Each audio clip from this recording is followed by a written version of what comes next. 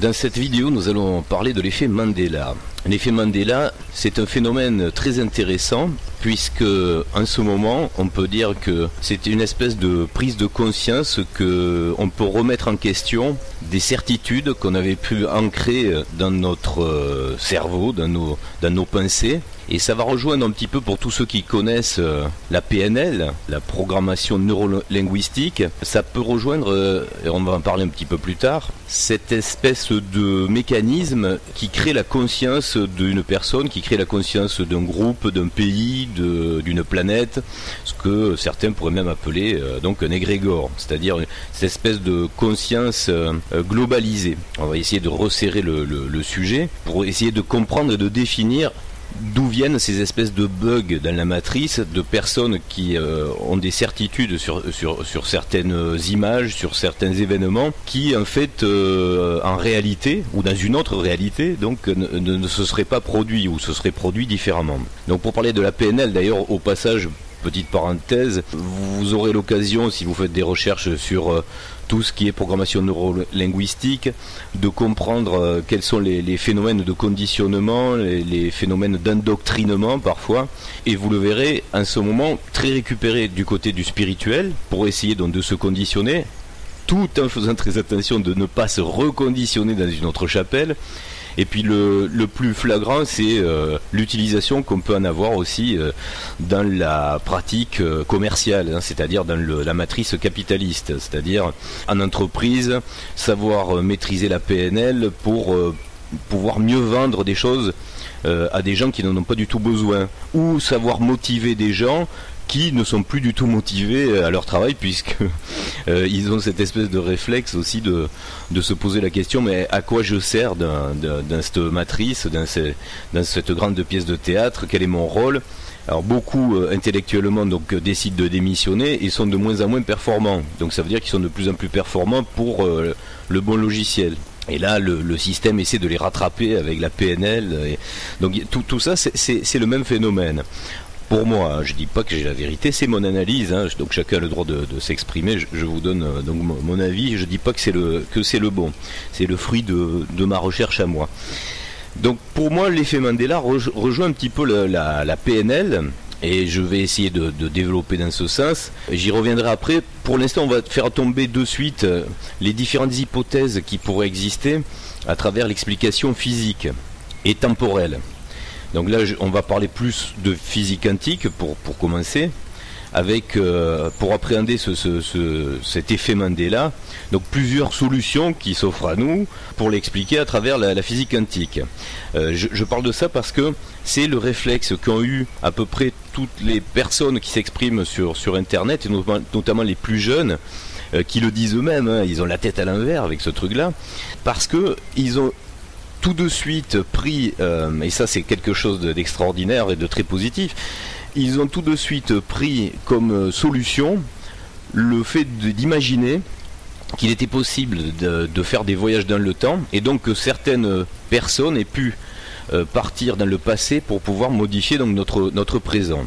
Alors là aussi, hein, c'est mon avis, chacun peut garder le sien. Si vous êtes sur cette version-là, bon, essayez de creuser hein, pour voir s'il y a plus ou moins d'évidence à l'appuyer, mais bon, je veux pas convertir des personnes à mon avis. Je donne le mien une fois de plus, hein.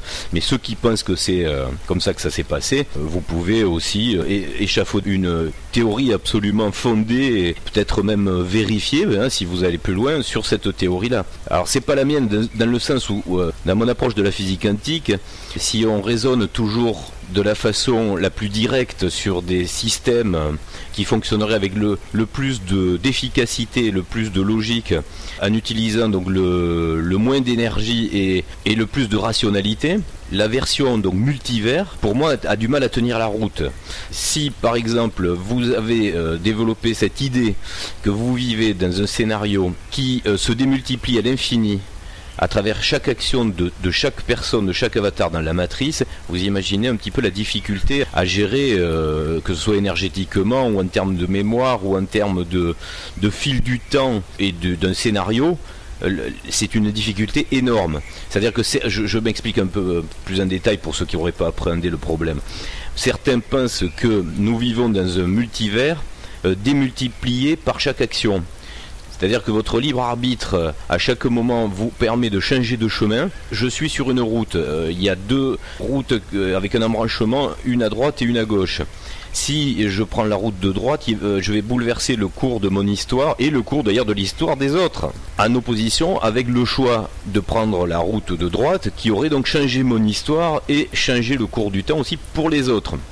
Vous comprenez pourquoi, hein, puisque sur la route de gauche, peut-être vous allez renverser quelqu'un, sur la route de droite non, donc il y a une interaction absolument incroyable, et là j'en reviens une fois de plus aux études très cohérentes de Philippe Guillemont, avec le billard qui vous explique un petit peu cette difficulté à comprendre la démultiplication des interactions.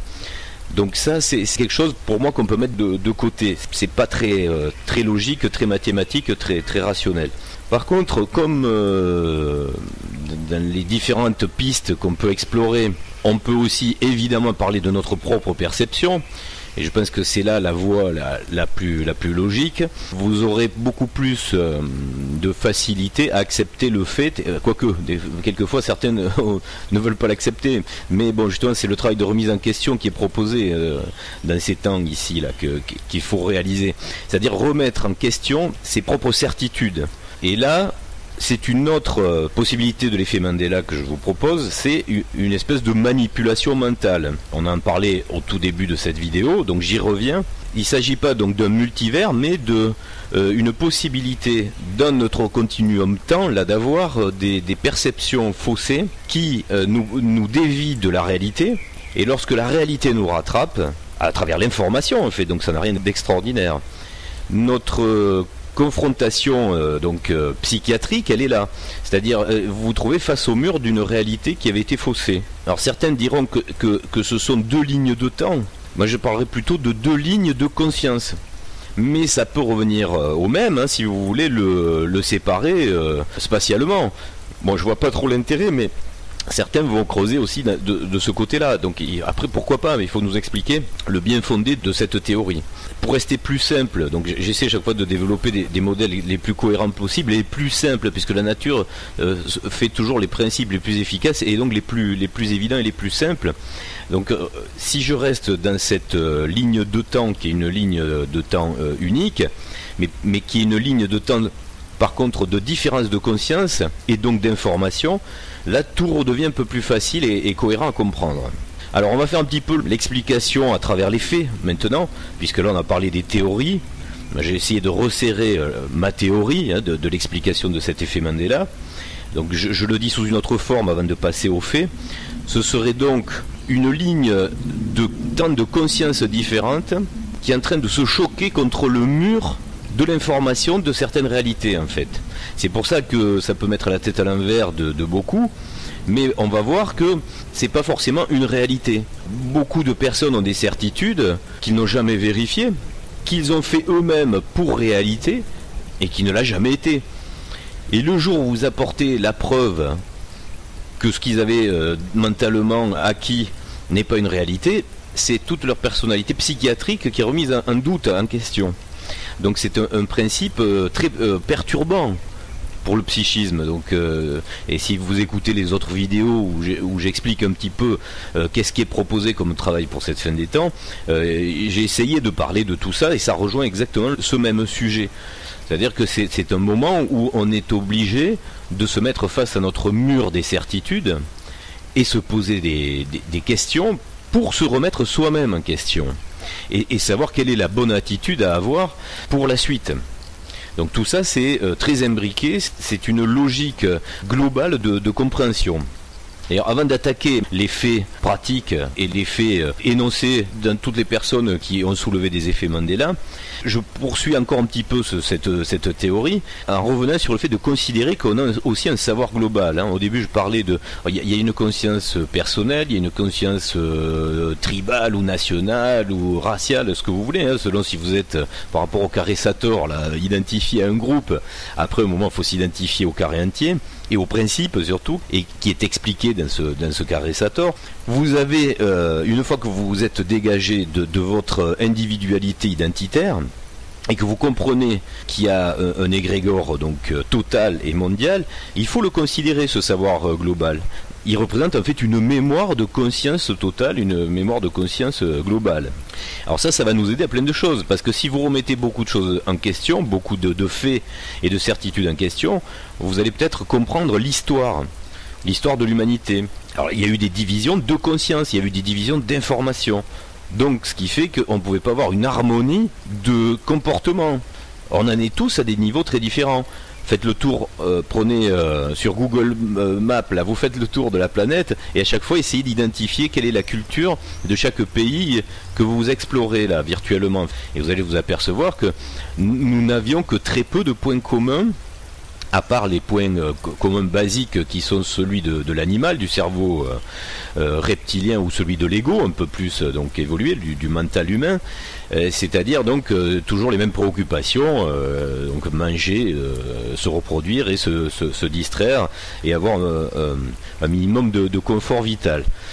Donc tout ça contribue à faire comprendre que dans une époque où on a tout connecté au niveau de l'information, enfin le maximum qu'on puisse, puisque certains n'ont pas forcément accès à ce cerveau commun, à cette bibliothèque commune qui est Internet, si on n'a pas l'électricité, qu'on est au fin fond de l'Amazonie, on ne sait pas du tout ce qui est en train de se passer dans le monde. Ou alors c'est qu'on a accès à cette information, mais par d'autres canaux, d'autres voies, et on n'est pas là pour parler de ça. Donc pour revenir à cette idée donc, de cet égrégore global, entretenu donc par des consciences individuelles, et par de l'information qui, elle, est à la fois individuelle et globale, puisqu'on a des médias, vous l'avez vu, qui se sont harmonisés, qui se sont... enfin presque... Il faudrait rentrer, il y a des subtilités, on ne peut pas développer ça aussi, ce serait trop long. On essaie de tailler un peu à la hache pour être plus synthétique et plus rapide, mais en gros, l'humanité pour la première fois a un média global et donc une information à peu près identique globalement, ou en tous les cas potentiellement identique, pour être plus juste, et chacun va là-dedans puiser par attraction ce dont il a besoin, ce dont il a envie. En partant de là se forme donc une idée, donc un égrégore global d'une certaine conscience dans la tête de chacun, qui a grandi depuis ces dernières années grâce à ça. Avant c'était une individualité forcée totale, c'était très, très différent. Là depuis quelques années on ne s'en est pas aperçu, et je vais vous expliquer en gros pourquoi. Là aussi je rouvre une parenthèse, je m'excuse, on s'éloigne du sujet, mais ça en fait partie aussi. C'est le fait que votre mémoire est très volatile par rapport à il y a une quinzaine ou une vingtaine d'années, quand il arrive un événement important dans votre vie ou dans l'histoire de votre pays ou de votre tribu, vous aviez un ancrage qui se faisait avec beaucoup d'efficacité. Pourquoi ? Parce qu'il n'y avait pas beaucoup d'informations. Je prends l'exemple pour vous le formaliser avec la politique. Prenez des chaînes de télé il y a 20 ans, vous regardiez les informations, vous regardez les talk shows, d'ailleurs il y en a beaucoup qui n'existaient pas en fait, vous étiez sur de la distraction. Et quand on prenait de l'info, c'était une info donc synthétique importante, et cette info était rare. Chaque année, par an, il y avait, on va dire, 3 ou 4 événements à retenir. Maintenant, faites le parallèle, je m'adresse à ceux qui ont vécu justement et qui ont la conscience de ce qu'il y avait il y a 20 ans. Pour tous les jeunes, évidemment, c'est très difficile de faire le comparatif puisqu'ils n'étaient pas là. Aujourd'hui, vous le voyez bien, vous êtes pris dans un flot total, un courant de folie d'informations. Vous avez tous les jours une nouvelle information. Au niveau politique, il y a les spin doctors, je parle anglais exprès parce que justement c'est une autre façon de voir les choses, donc c'est une autre langue et c'est une autre façon de penser qui nous a été donnée à travers cette culture. Les spin doctors ont amené des storytelling, tous ces trucs-là qui font que la politique devient un scénario qui se déroule absolument tous les jours. C'est-à-dire que vous n'avez pas un jour depuis des années, vous n'avez pas un jour sans qu'il y ait un politique qui vienne raconter quelque chose. Mais à l'époque, ça n'y était pas, ça. On voyait un type qui faisait une allocution à des moments événementiels, c'est-à-dire sur des passages de grands projets de loi ou pendant les périodes d'élection parce qu'ils avaient quelque chose à dire et tout. Là non, c'est tous les jours qu'il se passe quelque chose. Donc votre cerveau est saturé. Votre cerveau est saturé d'informations. Il fonctionne à la mémoire vive, volatile, c'est-à-dire que c'est une mémoire qui n'est pas longue et qui n'est pas synthétique. Vous avez trop d'informations, donc elles ne sont pas triées. Et si on vous demande de faire le point là sur l'année passée, quels ont été pour vous les éléments et les événements les plus importants? Qu'est-ce que vous retiendriez qui a été important pour changer l'humanité, pour changer la vie ou pour changer votre vie?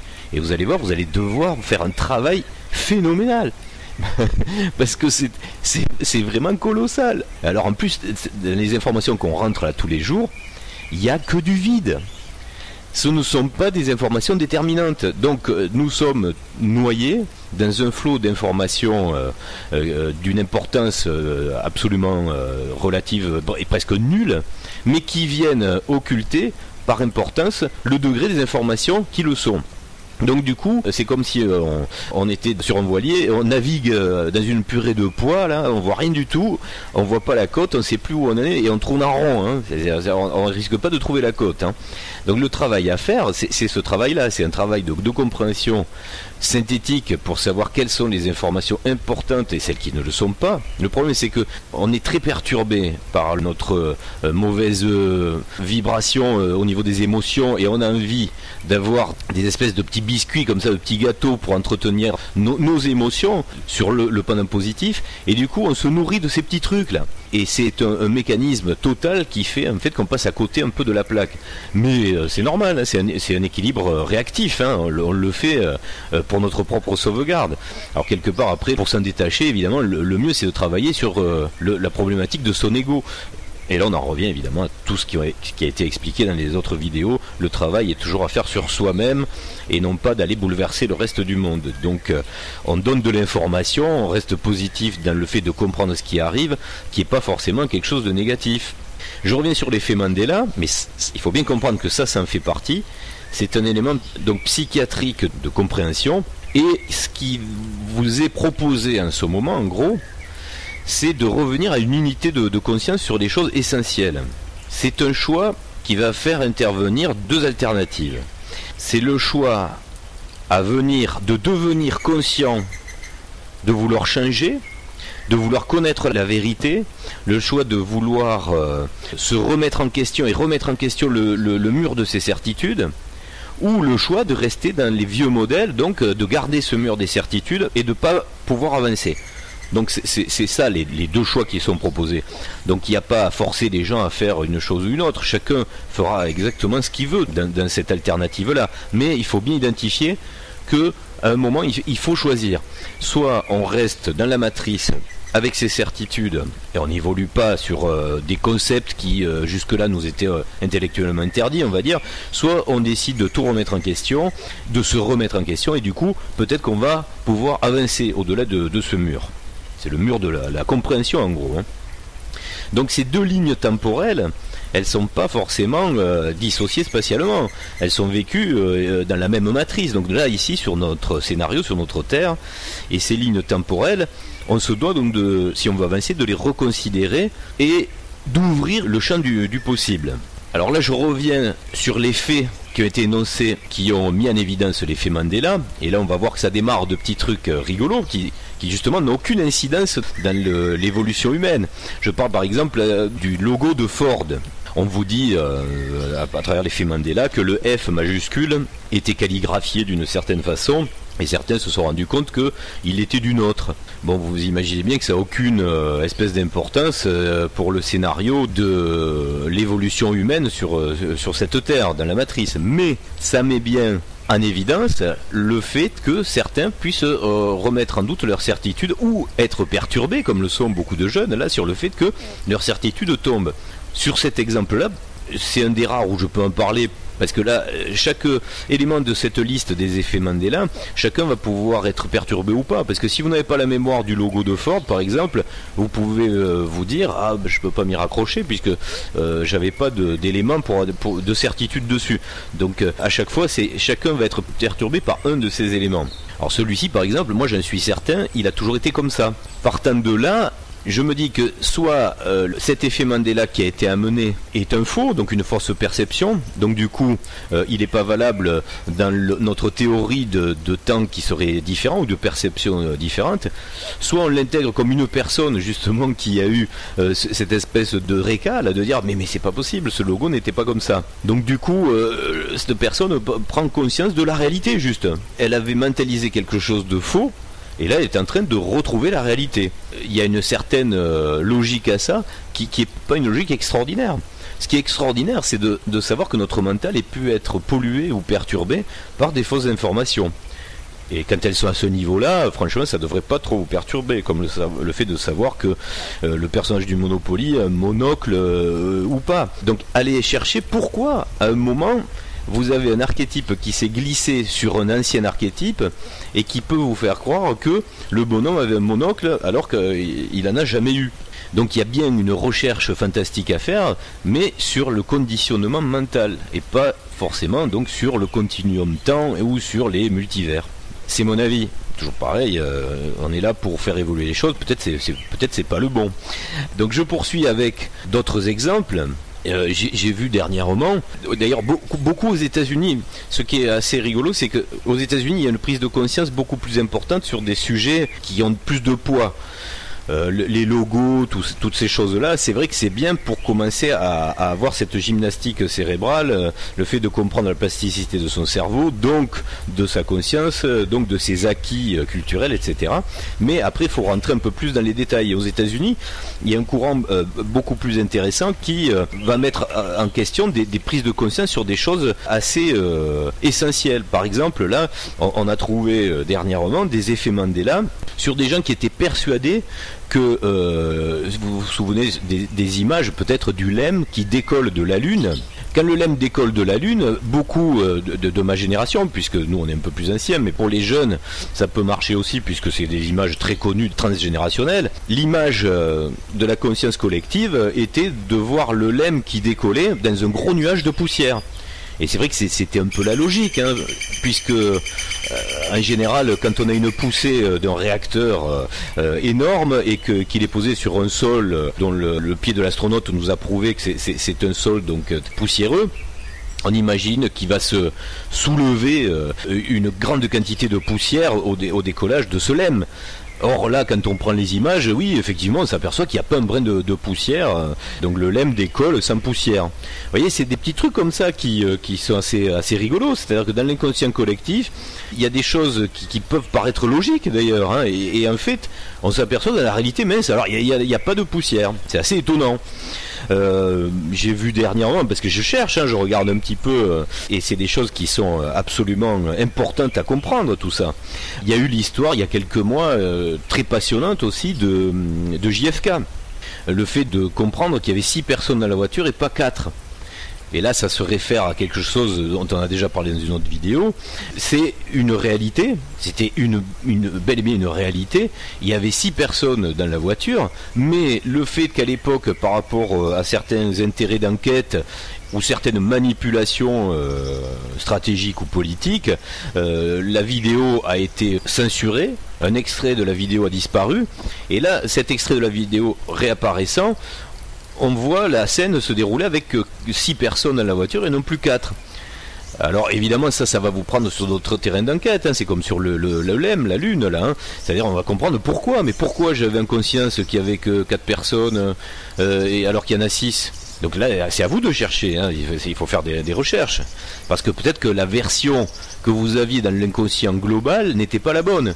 Et que là, en ce moment, on est en train de découvrir des vérités sur des choses qui vous font comprendre justement que votre mur des certitudes, là, il va falloir peut-être un petit peu le remettre en question, tout simplement. D'autres exemples, j'ai vu un sujet très intéressant aussi, dans l'inconscient collectif, la Jeep qui roule sur la Lune avait un parasol. Non, je plaisante, il n'y a pas... C'était sur le bord de la plage et tout. Non, sur l'inconscient collectif, la Jeep qui roule sur la Lune faisait des bonds extraordinaires. certains ont l'idée que dans les images, cette Jeep était difficile à maîtriser parce qu'elle prenait dans les dunes lunaires, elle prenait des bonds énormes. C'est normal qu'on ait ça un petit peu dans le subconscient puisque la gravité de la Lune est beaucoup moins importante que sur Terre, donc le comportement de ce véhicule doit sauter en l'air très haut et retomber avec beaucoup plus de majesté, de grâce. Mais bon, là, ce qui est bizarre, c'est que quand on regarde les images, hein, il y en a qui ont fait des explications qui sont très bien réalisées, où on voit qu'en fait, pas du tout, cette Jeep, elle roule juste doucement. C'est ça qui est bizarre, en fait, l'effet que ça fait. Elle roule doucement, mais elle décolle pas du tout. Hein. Elle décolle comme si elle était entre deux dunes du Sahara ou de n'importe quel désert terrestre. D'ailleurs, certains se sont amusés à multiplier par 2 la vitesse de ce film, et là on s'aperçoit que c'est carrément des images qui auraient pu être tournées sur Terre. Vous voyez ? Donc cet effet Mandela, ce sont des certitudes de choses que on remet en question, tout simplement parce que on a peut-être un nouvel éclairage de compréhension sur ce qui a pu se passer dans l'histoire de l'humanité, ou maintenant qu'on a peut-être un peu plus aussi de lois physiques ancrées dans nos têtes, parce qu'on est quand même un petit peu plus évolué, hein, le temps passant, enfin, j'espère, hein, on apprend beaucoup plus de choses, donc on a plus d'expérience, ne serait-ce que sur le comportement d'un véhicule, sur la physique en général, etc. On est plus à même de juger, on est plus grand, quoi, on grandit. Un autre élément que j'ai vu dernièrement qui est assez drôle aussi, comme quoi dans l'inconscient collectif il y a des choses qui disparaissent et puis voilà, il y a des choses qui réapparaissent. Certains ne se souvenaient pas que le 11 septembre il y avait 3 tours qui étaient tombées à New York. Il y avait les 2 grandes tours du World Trade Center et une autre tour. Il y avait pas un 3e avion, hein. Il y a une 3e tour qui est tombée toute seule. Sans raison. Après, il y en a qui ont dit ouais, mais c'est parce qu'il y avait un incendie qui s'était déclaré suite aux projections. Vu la distance qu'il y a entre les 2 tours, certaines l'ont bien montré. Là, il y a des vidéos qui sont très bien réalisées sur cette enquête-là. Il n'y a pas de projections qui ont pu mettre le feu. En plus, je pense que franchement, comme c'est un bâtiment par logique, hein, de la CIA et qui renfermait, si ma mémoire est bonne, des archives de la CIA, donc qui ont cramé. Hein. Et en général, vous savez, dans les supermarchés, dans les grands magasins, pourtant c'est pas la CIA, il y a des, comment ça s'appelle, des sprinklers, on appelle ça, donc des arroseurs. C'est-à-dire s'il y a un incendie, l'incendie est arrêté très rapidement puisqu'il y a des détecteurs de fumée qui déclenchent les sprinklers. Voilà. Mais là, la CIA, c'est bizarre s'ils n'étaient pas équipés de ce genre de dispositif, hein, surtout quand on a les archives importantes de l'histoire d'un pays à l'intérieur. Hein. Donc voilà, c'est pour ça que à un moment il faut reprendre donc je reviens sur ce mur des certitudes là, et cet effet Mandela à travers tous les gens qui réalisent des choses, en fait c'est parce qu'ils se sont mis face au mur de leur certitude, c'est-à-dire mais non, mais attends, j'étais sûr qu'il y a eu que 2 tours.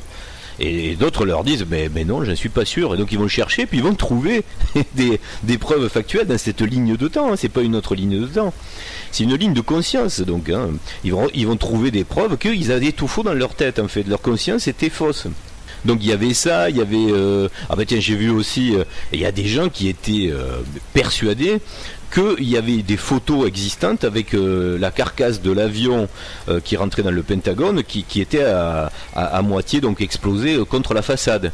Il n'y a jamais eu de photo avec un avion qui se trouve comme ça disloqué dans le Pentagone. En fait, il y a 4 pièces assez insignifiantes, petites, mais il n'y a pas de gros avions. Vous voyez, ça c'est dans l'inconscient collectif.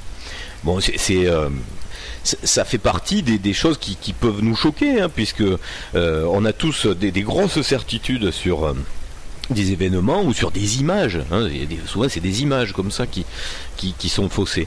Et lorsqu'on s'en remet à la réalité, lorsqu'on fait des recherches, on s'aperçoit que c'est faux. Ou alors, il y a un mensonge total, c'est-à-dire qu'il y a la possibilité aussi que sur Internet, on nous ait mis un flot d'images faussées. Mais alors, où seraient passées les anciennes ? Hein, ça c'est quand même ce serait une manipulation de masse assez énorme. Donc c'est peut-être pas ça la bonne solution. La bonne solution c'est que la réalité elle a toujours été la même depuis le début, mais c'est notre conscience qui a été un peu perturbée, on va dire. Autre chose aussi d'assez rigolo, j'en parle souvent avec des personnes justement de ma génération qui sont un peu plus anciennes. Il y en a de ma génération qui se disent qu'il y a toujours eu des traînées dans le ciel, vous savez, les chemtrails. C'est-à-dire les traces, là, les grandes lignes droites, là, notre ciel quadrillé, certains jours, là, c'est une vraie grille, hein, vous pouvez faire des sudoku et tout dessus. Hein. Bon, il faut rigoler un peu. Donc ça, c'est assez rigolo parce que là, je me dis, mais dans mes souvenirs, quand j'étais gamin, pourtant il y avait déjà plein d'avions à réaction. Hein. C'était pas des avions à hélice, hein. Je suis vieux, mais bon, les super constellations, tout ça. On a eu des avions à réaction en France très tôt. Hein. On a fait partie des pionniers d'ailleurs justement de cette aventure-là. Donc je peux vous dire que même très jeune, je me souviens très bien que le ciel était quadrillé d'avions, hein, des avions de ligne, donc avions à réaction. Il n'y a jamais eu de ligne avec tout ce quadrillage dans le ciel. Vous voyez, donc on a bien chacun des perceptions différentes de la réalité. Alors sûrement que dans les deux personnes, puisqu'on vit dans la même ligne spatio-temporelle, il y en a un sûrement qui est dans la vérité et un qui a une mauvaise perception ou des mauvais souvenirs. Et je pense qu'on est dans ce cas-là. D'ailleurs, après, pour le prouver, il y a un truc tout simple. Moi, j'en ai beaucoup discuté avec des amis qui justement me soutenaient. Mais non, mais ça a toujours été comme ça. Je dis, mais prendre des photos. Allez, on a pris nos albums photos, on prend tous nos souvenirs. Alors, c'est très rigolo et c'est très révélateur. Alors, avant certaines dates, vous vous apercevez que non, le ciel, il est toujours bleu. Je vous mets au défi de trouver une photo dans les années 70 avec un ciel quadrillé comme on l'a aujourd'hui. Donc c'est bien que, alors que là aujourd'hui, prenez toutes vos photos contemporaines, si vous faites des photos de paysage, c'est très rare de trouver des photos avec un beau ciel bleu et pur. Vous avez très souvent donc soit le halo qui est la suite donc du quadrillage, soit vous avez carrément ce quadrillage qui est en train de se faire donc avec des lignes bien fraîches et bien nettes. Donc vous voyez bien que c'est pas une histoire de Mandela qui a changé dans le continuum spatio-temporel, mais bien quelque chose qui a changé dans la ligne de conscience individuelle. Donc le travail qui nous est demandé actuellement, c'est de se remettre en conformité avec la réalité. C'est-à-dire que si à un moment vous avez pu avoir des perceptions tronquées, faussées, il faut peut-être faire des recherches pour se clarifier, parce que ça peut paraître anodin d'être dans le faux de l'information, mais ça a une importance déterminante sur le fait de savoir où vous vivez, dans quel environnement. Si vous n'avez pas pris conscience de tous ces effets Mandela dont nous parlons, là, ben peut-être que vous pensez être dans un monde différent que celui qu'il est en réel. Vous imaginez bien que c'est ça qui va poser problème. Entre les gens qui vont sur une ligne de compréhension différente, de conscience, d'autres. C'est terrible parce que souvent quand on a des désordres globaux comme ça de conscience, souvent ça finit mal, ça finit par des guerres, par des gens qui sont sur leur certitude et qui veulent les défendre et qui au final font monter la pression et pour un petit détail vont déclencher une bataille, une bagarre. Donc là il faut éviter absolument ça puisque c'est pas le but. Le but c'est d'essayer de comprendre et de prouver, d'essayer de rationaliser nos différences de conscience. Et à un moment de pouvoir prouver qu'il faut les harmoniser, puisqu'on a vécu quelque chose d'identique, on doit bien arriver à trouver un terrain d'entente pour pouvoir prouver, à travers tous les éléments qu'on a dans notre environnement, une solution commune. Hein, ne serait-ce que pour pas s'écharper, parce que justement le but c'est quand même d'échapper à ça et de grandir en évoluant vers quelque chose de serein, de réfléchi, et de mettre les choses sur la table, sur le fait de comprendre. Voilà, l'effet Mandela, donc, c'est quelque chose de très révélateur de ce travail qu'on a à faire sur la compréhension de la vérité. Alors pour terminer, je finirai juste avec un exemple qui pour moi est extraordinaire. Ça va appeler l'effet Mandela à tous nos amis, peut-être numismates, ceux qui ont étudié l'histoire à travers les monnaies. Alors ça va peut-être pas parler à beaucoup, puisqu'il y a très peu de numismates dans la population mondiale, mais je tenais à apporter mon petit effet Mandela à moi, quelque chose dont je me suis aperçu et qui m'a un peu choqué. J'ai toujours été convaincu que les pièces de monnaie étaient reproduites avec beaucoup de précision et beaucoup de fidélité, ne serait-ce que pour rendre hommage à l'archétype qu'on a voulu décrire dessus. Par exemple, si vous prenez le tableau d'un grand maître, quand vous allez le reproduire, vous allez le faire à la perfection, vous allez le reproduire à la perfection. Je rentre dans le détail maintenant de cette histoire-là. Et d'ailleurs, j'ai fait une autre vidéo pour expliquer ce qu'était l'importance de l'homme de Vitruve, Léonard de Vinci, très connu de par le monde entier, Mona Lisa, donc l'homme du Vitruve, ce double humain posé comme ça sur une superposition d'images géométriques carré cercle. J'ai fait une vidéo pour expliquer qu'est-ce qu'on pouvait comprendre dans cette image-là. Alors, ce qui est assez incroyable, et je dis bien incroyable, c'est que si vous connaissez le détail à travers l'explication que j'en ai donnée sur l'autre vidéo, il y avait un élément des plus importants qui était celui des liens. L'homme du Vitruve est lié, celui qui a les pieds sur terre et qui a les bras en croix perpendiculaires, a des liens, et ça se voit très bien. Comment ça se fait que sur la pièce que nous avons repris, pièce européenne, pièce italienne de l'homme du Vitruve, on n'a pas les liens reproduits sur l'homme perpendiculaire? Donc cet homme sur la pièce n'est pas lié. Alors j'en ai discuté justement avec des numismates, dire mais est-ce que ça vient pas d'un problème de précision par rapport à quand on va ciseler comme ça le négatif qui va frapper la pièce, donc qui va faire l'impression. Mais si, quand on frappe monnaie, il y a une précision qui est assez incroyable. Donc on peut très bien reproduire donc ce petit détail, donc des liens sur l'homme de Vitruve de Léonard de Vinci aurait très bien pu être présent sur la monnaie. Or, ils ne le sont pas. Alors, certains peuvent se dire, ça a été fait un effet de Mandela, ça, parce que d'autres disent, mais oui, mais il y avait des liens. Et il était reproduit à merveille, ce dessin de Léonard de Vinci. Et d'autres se sont dit, ben oui, c'est bizarre. Et là, non, ils y sont pas, ils y sont plus.